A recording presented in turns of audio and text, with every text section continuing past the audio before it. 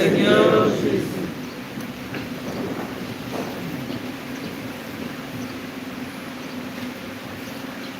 Nous pouvons saluer la fermeté dans la foi de David, le jeune David.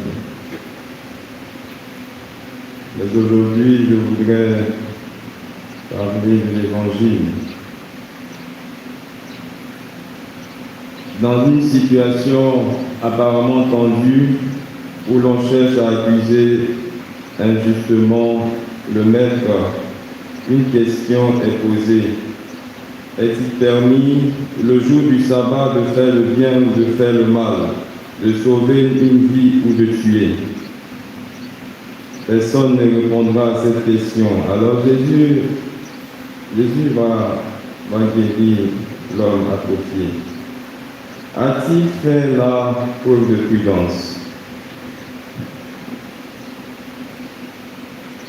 Tout le monde te regarde, on va t'accuser. Et puis quand même, tu fais la chose pour laquelle on va t'accuser, puis même chercher à te tuer.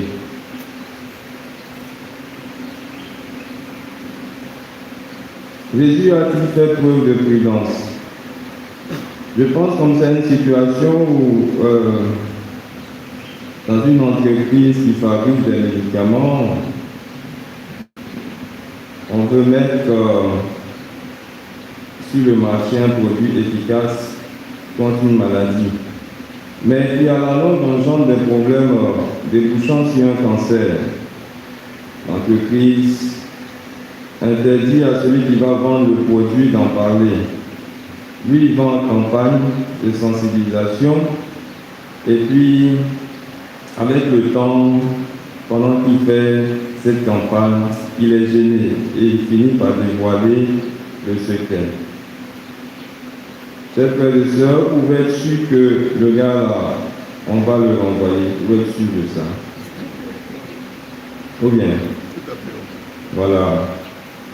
Donc Jésus, il n'a pas cherché à plaire aux gardiens de la loi religieuse. Il n'a pas cherché à plaire à ceux qui le regardaient méchamment.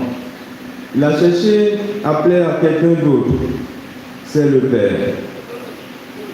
Il a dit un jour, ma nourriture, c'est d'accomplir la volonté de celui qui m'a envoyé. Uni au Père de façon spéciale, Jésus est passé en faisant le bien. Et ce matin, nous entendons qu'il a accompli le bien pour cet homme, malgré le mauvais regard des gardiens de la loi. Jésus fait toujours le bien. Et nous avons entendu récemment, le jour de la fête du baptême, Jésus de Nazareth, Dieu lui a donné l'onction d'Esprit Saint et de puissance. Là où il passait, il faisait le bien et guérissait tous ceux qui étaient sous le pouvoir du diable, car Dieu est avec lui. C'est très beau. C'est dans les Actes des Apôtres. C'est comme ça qu'il était identifié. Il passait en faisant le bien. Et Dieu est avec lui. On ne dit pas était, Dieu est avec lui. Oui, Dieu est toujours avec Jésus. Le Père est toujours avec lui. Nous avons aujourd'hui à entendre cet évangile pour nous, pour notre cheminement. Chers frères et sœurs, imitons le Christ, cet homme de bien, qui a sans cesse cherché à plaire au Père. Nous ne pouvons pas suivre le Christ et plaire en tout point aux hommes. Nous ne pouvons pas suivre le Christ et plaire en tout point à ceux qui sont autour de nous. Parfois, il y aura comme une espèce de décalage, de contradiction.